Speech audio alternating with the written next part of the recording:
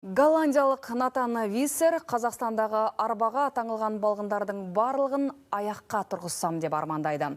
Эрготерапевт кезінде біздің елде 10 жыл тұрып, біраз балаға көмектескен. Қазақтың жанын түсіну үшін алдымен оның ана тілін үйрену керек деген ол, қазақша мақалдатып сөйлегенде сіз бен бізді шаңғап тұрады. Нидерландтан Қазақстанға сағынышын жеткізген Натанмен тілшіміз Нұрсұлу Қасым тілдесті. Натан алғаш Қазақстанға турист ретінде 2005 жыл сапарлаған. Табиғаты сұлу, халқы қонақжай елді бірден ұнатып, бір жылдан соң көшіп барған. Голландияда алған дипломмен ауылға тарттым дейді өзі. 2006 жыл сол кезде директорым сол организация ғой, ол волонтер организациялар. Ол айтты, сен Алматыда тұрсаң, сен қазақша нағыз мәдениет, тіл үйренбейсің. Бірақ егер сен ауылға барсаң, онда ол мүмкіндік бар. Сол ойлап қалдым, ол дұрыс. Себебі мен балалармен жасайым келеді, ал бала үшін сен тілді білу керек, олардың ойы білу керек. Алматы облысының Көктал ауылында өкіл шешесі Әлима мен әкесі Беріктің отбасында тұрып, Натан қазақша үйренген. Арбаға таңылған қазақ балғындарын емдеумен айналысқан. Бұл 9 жастағы Айтқұрманның алғаш аяққа тұрып мектепке бара жатқан қуанышты сәті. Сол Айтқұрман қазір 21 жаста. Жоғарғы білім алып, ерінбей еңбек етіп жүр. Натан ағаның көмегінің себебімен аяғымды табанын толық басатын болдым. Сосын ол кісі маған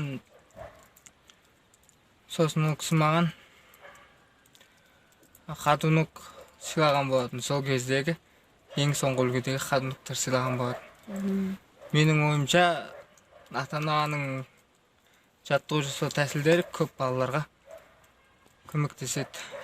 Натан Қазақстанда мүмкіндігі шектеулі балғындарға көмектесіп жүріп, болашақ жары Эвелинді кездестірді. Ол да эрготерапевт. Қалың малын төлеп, тойды қазақтың салты бойынша Алматыда жасаған. Қазақтың құрметіне 3 баласының атын Берік, Аяна, Сәуле деп қойған.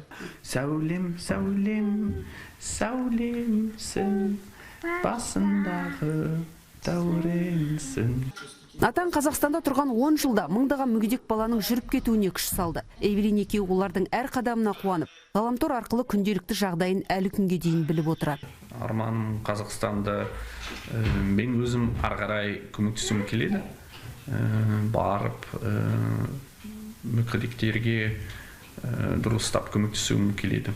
Біз ешқашан Қазақстанды ұмытпаймыз. Әрқашан ол жүректің ішінде болады. Сол естілікті кетпейді.